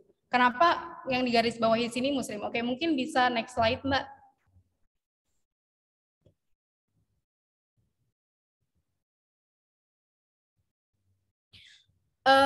Seperti yang teman-teman lihat dalam PPT ini, mungkin tulisannya terlalu kecil, nggak bisa dibaca atau gimana, akan saya bacakan. Kita sedang mengalami era post-truth. By the way, disclaimer dulu, post-truth ini adalah suatu era di mana bisa dibilang pasca kebenaran begitu. Nah, ini ditandai dengan menjamurnya fenomena di mana fakta itu nggak lagi menjadi prioritas dalam membentuk suatu opini masyarakat itu. Tapi yang penting adalah emosi dan sensasi yang muncul. Jadi bukan karena faktanya, tapi karena sensasinya begitu. Nah, era ini era post-truth ini terjadi karena kita tuh sangat mudah mengakses informasi teman-teman. Berita di FYP Instagram kita atau mungkin TikTok dan sebagainya atau mungkin di Google dan sebagainya itu banyak sekali berita, kayaknya hampir menit, hampir jam pasti akan ada berita baru, pasti ada orang posting foto baru dan sebagainya. Itu pasti. Bahkan ya mungkin di jam 7 kita buka Instagram terus kita jam 8 nutup Instagram. Kita buka jam 11 itu udah ada berita lagi yang muncul yang baru gitu, misalnya berita hangat tuh pasti ada, dan itu terus seperti itu. Kita nggak bisa mengendalikan untuk menolak berita itu. Maksudnya kita nggak bisa menghentikan putaran beritanya ya, tapi kita bisa mengendalikan diri kita sendiri untuk membacanya atau tidak, mempercayainya atau tidak gitu. Nah, permasalahan dalam era post-truth ini adalah di mana seseorang itu menerima berita bukan karena faktanya, tapi karena rasanya, kayak sensasinya, wah ini jelas sih sensasi banget, ini pasti heboh banget sih, ini nggak peduli berita tadi benar atau salah, hoax atau fakta, itu nggak peduli, yang penting dia share aja, yang penting dia percaya aja dan sebagainya, yang penting dia istilahnya kayak ya mempercayai itu tadi gitu. Jadi kayak dia tanpa alasan, cuman karena membaca sekali doang nih dulu beritanya, dia langsung menyimpulkan bahwa dan mendedikasikan diri untuk mempercayai berita itu tanpa melakukan cross check terlebih dulu. Padahal teman-teman di era post-truth ini adalah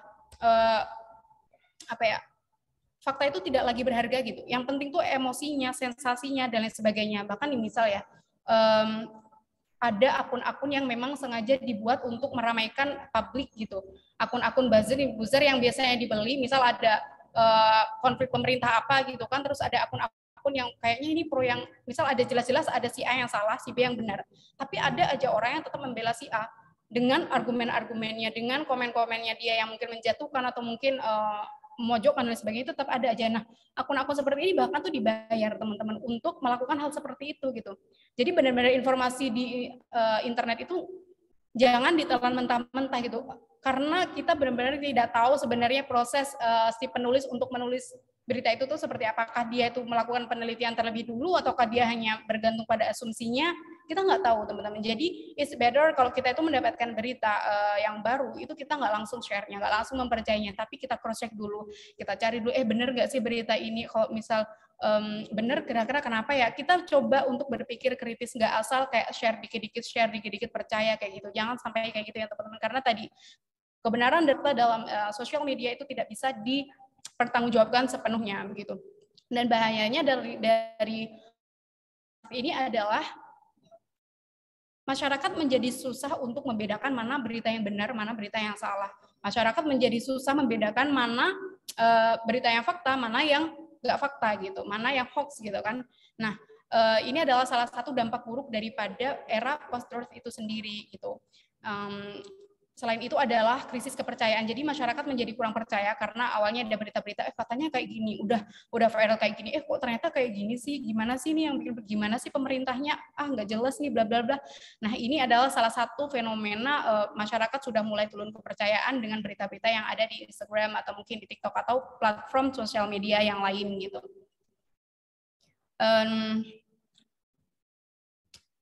Jadi ini adalah dampak, ini bisa dibilang adalah situasi buruk yang mau nggak mau kita harus hadapi saat ini. Kita nggak bisa menghindar, kita hidup di zaman di abad era 21, di abad 21, di era post-truth, kita nggak mungkin bisa menghindari hal-hal seperti ini karena memang teknologi bisa diakses semudah itu, berita bisa diakses segampang itu gitu teman-teman. Cuman kita bisa membentengi diri kita dengan apa, resiliensi itu tadi. Kita tetap bertahan dalam keadaan seperti ini, dalam keadaan kebenaran yang semu, kemudian antara fakta dan hoax itu hampir nggak ada bedanya dan lain sebagainya. Kita tetap bertahan dengan otak warasan kita, dengan akal kritis kita untuk memilah dan memilih mana yang memang harusnya kita percayai dan mana yang enggak begitu.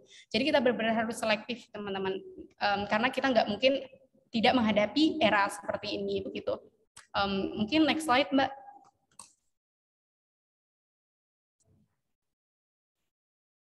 Oke, ini yang terakhir adalah menjadi muslim yang resilient di tengah arus post-truth. Yang pertama, kita bisa menggunakan berbagai pendekatan, jangan hanya satu sisi.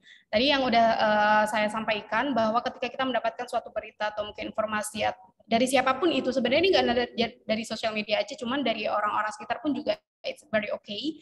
Kita jangan langsung mempercayainya, tapi meng-cross-check terlebih dulu kebenarannya. Teman-teman ingat, yang sekarang lagi viral kan ada nih yang katanya pemimpin pondok pesantren di Jawa Barat, daerah Cibiru, namanya Henry siapa, aku lupa. Nah, itu kan dia mendapat kasus memperkosa santrinya, kan ada 12, atau sekarang kalau nggak salah perkembangan kasusnya sudah 20 santri ya yang udah terdetek menjadi victimnya dia, menjadi korbannya dia. Tapi ternyata pas udah viral nih beritanya, Detik News juga, detik.com dia memberitakan, Kumparan juga iya, dan sebagainya. Dan ternyata baru-baru ini telah diketahui ternyata si orang ini bukan pemimpin pondok pesantren gitu. Jadi dia hanya memimpin kayak boarding school gitu, namanya Madani Boarding School, yang mana itu juga tidak terdaftar di Kementerian Agama gitu. Jadi dia tidak bisa dibilang sebagai pemimpin pondok pesantren gitu. Nah, sedangkan beritanya kan udah nyebar ya kalau misalnya ini wah pimpinan pondok pesantren nih memperkosa santrinya sampai hamil dan lain sebagainya. Akhirnya kan pesantren nih, citra pesantren yang menjadi buruk karena oknum tersebut. Padahal ternyata setelah di cross check, setelah ditelusuri bla bla bla, ternyata dia bukan pemimpin pondok pesantren. Nah kan, ini adalah salah satu bukti bahwa meskipun yang memberitakan itu kayak media-media terkenal, media-media yang diakui kevalitannya oleh Indonesia, tapi ternyata masih bisa menghadirkan berita yang mungkin kurang faktual gitu ya, kurang apa ya. Karena ternyata masih ada hal-hal yang keliru disampaikan di situ gitu. Udah viral duluan baru kayak ada klarifikasi, oh ternyata dia bukan orang dari pondok pesantren bla bla bla kayak gitu. Nah, itu adalah salah satu contohnya gitu. And then nomor 2 adalah berpegang terhadap ajaran Nabi tentang akhlak dan berpedoman terhadap Al-Qur'an. Ini penting banget teman-teman sebagai orang muslim ya, sebagai kita orang Islam, kita tetap harus berpegang pada ajaran kita, ajaran muslim. Akhlak-akhlak yang dicontohkan oleh Rasulullah, cara kita menghadapi masalah, cara kita menyelesaikan masalah atau lain sebagainya itu bisa kita contoh dan kita terapkan di era saat ini. Misal salah satunya adalah ini kayak contoh kesini adalah gibah ya. Kita mungkin biar lebih sederhana, misal contohnya gibah. Si A bilang kalau si B itu mungkin mencuri, ya kan? Terus si A tadi bilang ke si C. Nah, si C ini sebagai subjek yang dia tidak tahu kejadiannya kayak gimana, jangan langsung percaya gitu. Jangan langsung percaya apakah yang disampaikan sama si A ini benar atau enggak. Karena bisa jadi si A ternyata ini tadi menfitnah gitu. Jadi jangan asal percaya, jangan asal mau diajak gibah, bukan hanya asal mau sih, tapi sebenarnya kalau bisa kita jauhin gibah ya teman-teman. Cuman ini kayak contoh kecil aja gitu. Jadi dari forum gibah kayak gitu aja dapat melahirkan berita-berita yang digoreng, dapat melahirkan berita-berita yang udah berubah, yang udah berkembang biak, yang udah bergerak dan lain sebagainya begitu. Jadi please make sure kita sepenuhnya mengikuti syariat agama Islam untuk berkehidupan sosial begitu. Terakhir adalah toleransi keadilan harus seimbang. Menjadi Islam yang moderat, jadi moderat itu tidak yang ekstrim, tidak suka kekerasan, mungkin sederhananya seperti itu, identik dengan jiwa toleransi begitu. Nah, di tengah-tengah arus postur seperti ini kita tetap harus toleransi ya teman-teman. Maksudnya nggak terlalu fanatik terhadap satu hal. Toleransi dan keadilan ini kayak gimana ya? Harus imbang. kita tetap toleransi, jadi nggak terlalu fanatik di satu jalan, kemudian kita adil terhadap apa yang menjadi keyakinan kita, seperti itu. Untuk bertahan di era yang serba tidak jelas, serba random, serba awkward, mungkin bisa dibilang, karena kebenaran dan ketidakbenaran sulit dibedakan, begitu. Ya, jadi itu dari saya, mungkin sekian. Ada yang mau ditanyakan, silakan.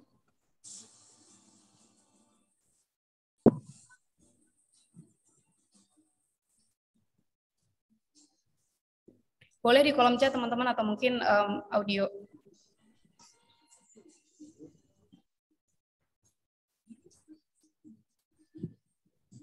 Baik teman-teman, jika ada yang ingin ditanyakan, silahkan kepada narasumber pertama, kedua, dan ketiga.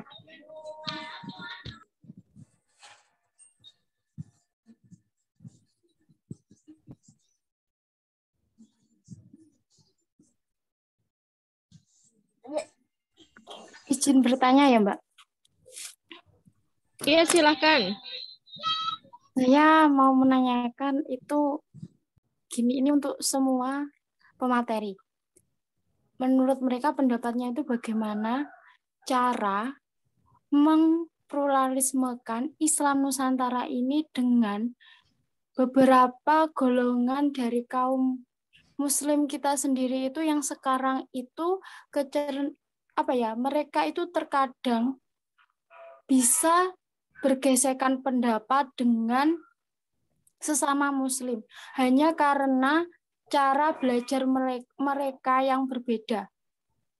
Kayak seperti ada yang belajarnya dengan Salafi atau dengan metode yang modern, dan mereka itu bisa akhirnya berselisih paham dengan perbedaan belajar itu tadi.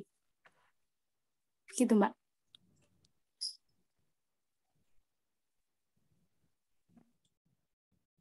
Bisa dipahami pertanyaan saya? Bisa. Boleh saya jawab terlebih dulu, Mbak Moderator? Iya, silakan, Mbak. Pertanyaan tadi dari Mbak siapa ya? Mbak Dila. Oke. Terima kasih Mbak Dila atas pertanyaannya.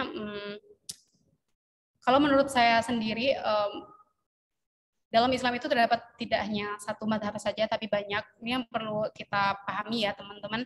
Jadi kebenaran itu terkadang tidak hanya satu sisi aja. Maksudnya bagaimana gitu? Kita ambil contoh gajah. Jadi waktu ini pernah disampaikan oleh Ustadz saya, ada seekor gajah. Gajah itu bisa dideskripsikan sebagai hewan. Gajah itu hewan yang memiliki belalai. Benar nggak? Benar. Gajah itu hewan yang memiliki tubuh yang besar. Benar nggak? Benar. Nah, gajah itu apakah hewan yang memiliki telinga yang lebar? Jawabannya apa? Benar. Gajah itu apakah hewan yang memiliki gading? Jawabannya apa? Benar gitu. Jadi di sini adalah kebenaran tuh tidak hanya satu sisi gitu. Terkadang mungkin belum tentu yang kalau misal kita pahami benar terus orang lain berbeda akhirnya dia salah, enggak. Bisa jadi itu adalah versi kebenaran yang lain begitu. Nah, sama kalau misal kita terapkan ke aplikasi seperti ini, kalau kita di Muslim aja kan beda-beda ya, mungkin ajarannya ada yang salah, ada yang ini dan itu bla bla bla. Sebenarnya bagaimana kita menyikapi perbedaan seperti itu? Kalau menurut saya tetap kita memahami konsep dasar tadi bahwa kebenaran itu nggak hanya satu dimensi aja, tapi banyak dimensinya gitu. Kita mungkin tidak bisa memahami, maksudnya apa yang kita lakukan mungkin tidak sama dengan yang dia lakukan. Contohnya cara kita berwudu mungkin seperti ini, kemudian cara si B berwudu seperti itu. Nah mungkin dia berbeda mazhab dengan kita. Nah itu yang harus kita tanamkan bahwa kebenaran itu tidak hanya satu versi, termasuk dalam ajaran Islam. That's why kenapa Rasulullah itu mengizinkan ada berbagai mazhab, nggak hanya satu aja, karena umat Islam itu tidak hanya lahir dari Jazirah Arab aja, tapi juga dari Indonesia, bahkan dari Afrika, dari Amerika, dari Jerman, dari Prancis, dan sebagainya. Mereka dengan latar belakang yang berbeda dan dalam keadaan iklim yang berbeda, kondisi masyarakat yang berbeda, sehingga adanya berbagai mazhab tadi ditujukan untuk manusia itu agar memilih mana yang memang dia tekuni, maksudnya mana yang dia ikuti, begitu. Mungkin itu jawaban dari saya. Mungkin ada jawaban dari pemateri yang lain, silakan.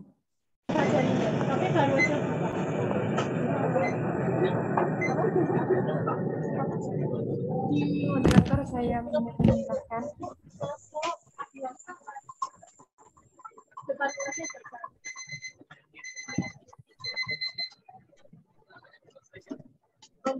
setuju dengan jawaban Mbak Ana Intaning bahwa kebenaran bahwa kebenaran itu relatif ya. Jadi kebenaran itu bukan mutlak. Jadi kebenaran yang mutlak hanyalah milik Allah seperti itu kan bahasanya. Karena tadi dikatakan bahwa bagaimana istilah itu tidak hanya di Jazirah Arab, bahkan di berbagai penjuru dunia. Nah, ini dikaitkan dengan materi yang saya sampaikan, bagaimana mendidik dan memberi pemahaman sejak dini bahwa perbedaan adalah sunnah, bahwa perbedaan itu adalah anugerah. Jadi tidak usah disikapi dengan berlebihan, tidak usah disikapi dengan sangat arogan. Profesor Dr. Antus Abdul Mujib juga yang kemarin itu menjelaskan seperti itu. Beliau juga memberi contoh, tidak usahlah ormas, misalkan ya ormas Muhammadiyah dan NU itu bertengkar soal kunut, ormas antar ormas yang lain juga bertengkar, misalkan hanya soal rokaat tarawih, misalkan. Menurut beliau tadi, karena kebenaran itu tidak mutlak, karena kebenaran itu relatif, tergantung dari sejarah, tergantung dari berdasarkan latar belakang. Yang tidak benar hanyalah yang tidak menjalankan ibadah. Jadi menurut beliau seperti itu. Ketika kita sibuk saling menyalahkan bagaimana kunutnya, bagaimana jumlah rakaat tarawihnya, terlalu sibuk dengan itu sampai tidak sholat, sampai tidak ibadah, itulah yang sangat tidak benar. Karena sangat setuju saya kenapa Mbak Ana bilang Rasulullah mengizinkan berbagai mazhab itu hadir, sampai ada 4 mazhab yang diakui secara resmi yang itu hadir, karena ya memang perbedaan dan banyak sudut pandang ilmu yang harus kita pahami dan pelajari, sehingga memunculkan banyak mazhab seperti itu, Mbak.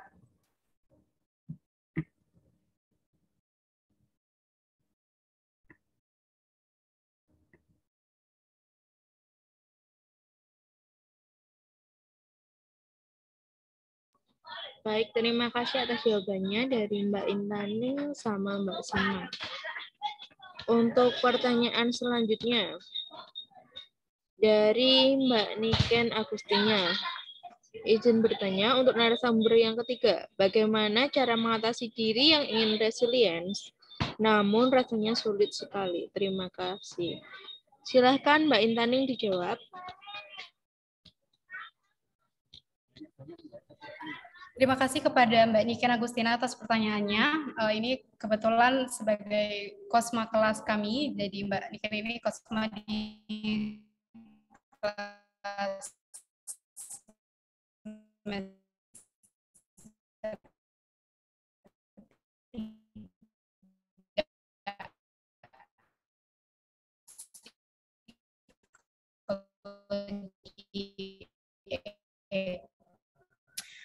Pertanyaannya bagaimana cara mengatasi diri yang ingin resilient, namun rasanya mungkin yang perlu sulitnya dari mananya ya Mbak? Ini kan mungkin bisa disampaikan, atau mungkin sulit menghargai diri sendiri, atau bagaimananya? Atau mungkin saya jawab, kenapa kita tuh pengen jadi resilient, tapi kita, yang pertama,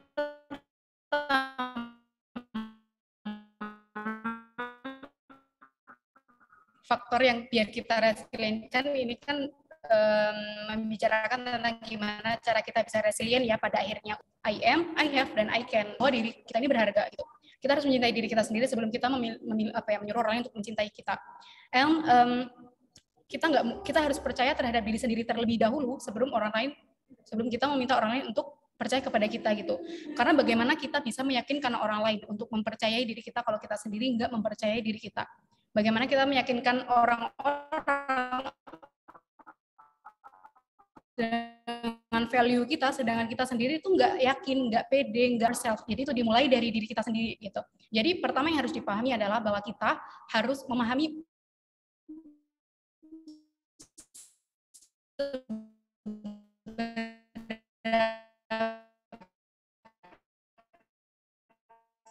seberharga apa sih sebenarnya diri kita, apakah berharga banget, spesial banget, istimewa banget, atau bagaimana. Nah, itu adalah step awalnya.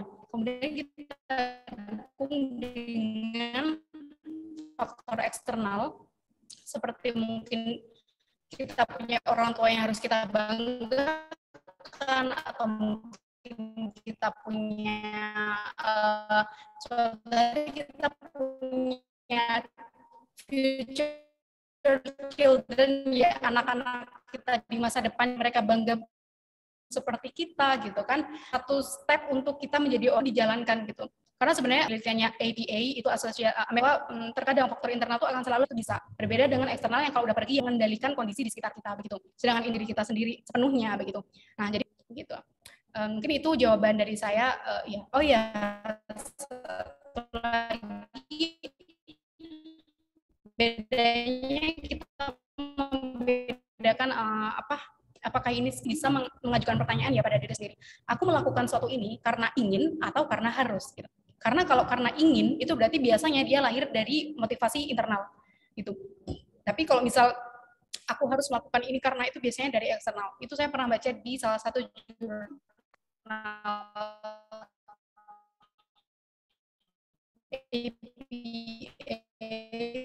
mungkin nanti saya bisa sampaikan linknya di grup atau semoga membantu.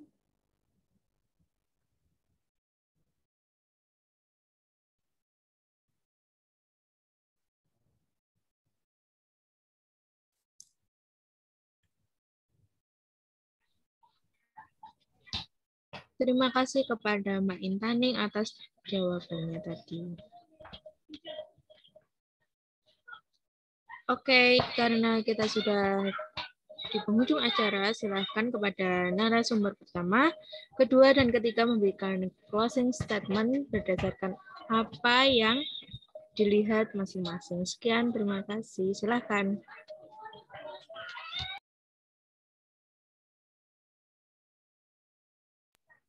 Silahkan kepada Mbak Sima.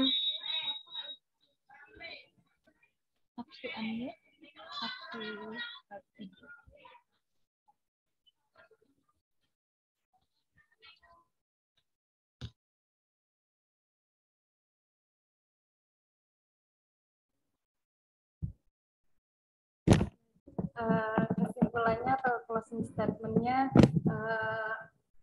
tentang materi yang saya sampaikan tentang identitas masyarakat Muslim, yaitu bagaimana kita belajar atau membangun diri untuk menyeimbangkan segala hal, termasuk kita menyeimbangkan ibadah kita kepada Allah, ibadah kita kepada manusia, dan ibadah kita kepada alam. Jadi 3 unsur itu harus kita jaga dan harus kita seimbangkan untuk terus berjalan beriringan. Karena sekali lagi ladang pahala itu tidak hanya kepada Tuhan, tapi kepada alam dan kepada manusia juga. Itu ladang pahala yang sangat banyak yang harus kita terus kembangkan dan terus tekuni agar menjadi masyarakat Islam yang baik, selaras, dan maju. Terima kasih. Sama-sama. Silakan kepada Mbak Soraya.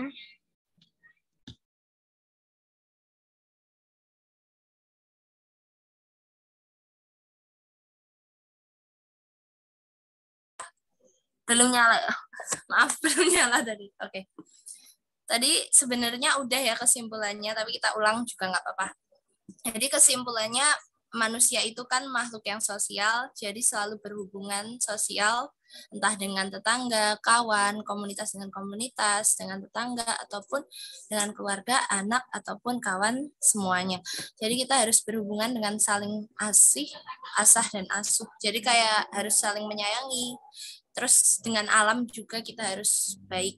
Jadi kalau misal kita mengambil sesuatu, ya kita harus menanamnya kembali. Misal kita membuang sampah juga harus tidak boleh sembarangan, seperti itulah. Intinya harus tetap menjaga alam agar damai dan juga menjaga saling menghormati di antara satu orang dengan orang yang lainnya. Ya begitulah intinya, hubungan sosial harus baik. Gitu aja sih kalau dari saya. Dari materi saya itu kan tentang hubungan sosial gitu. Oke, terima kasih kepada Mbak Soraya. Selanjutnya yang terakhir kepada Mbak Anna Intaning.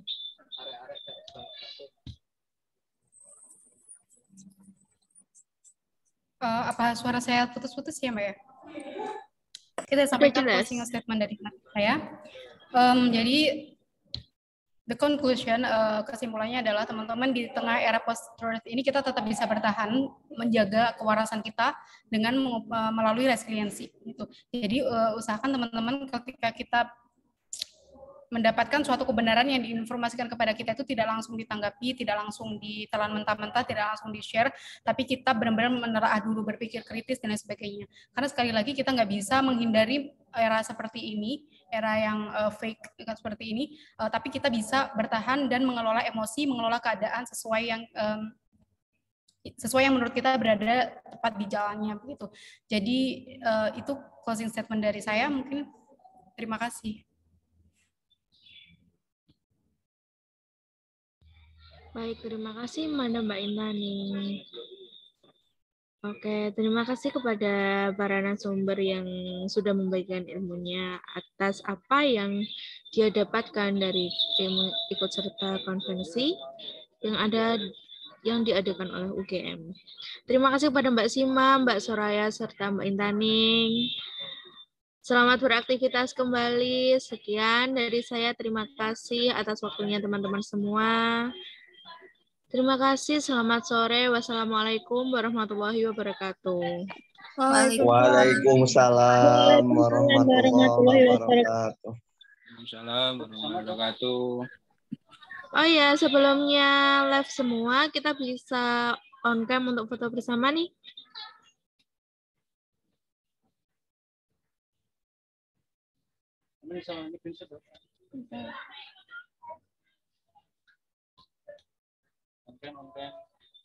Silakan on cam semua.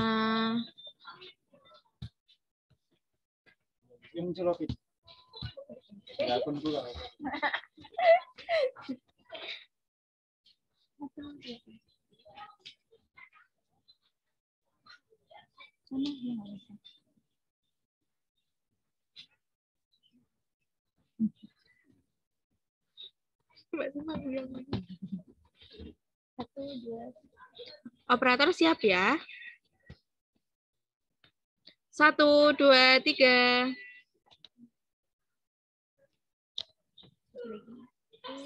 Satu, dua, tiga. Sekali lagi. 1, 2, 3. Oke, terima kasih semuanya. Selamat beraktivitas kembali. Selamat sore. Alhamdulillah. Terima kasih.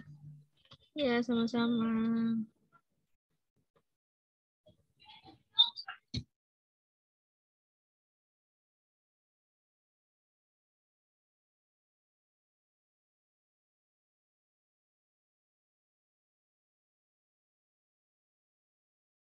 Dereng kula mute. Unmute. Nah, alhamdulillah lagi, Pak. Alhamdulillah. Sukses, mantap. Ihir.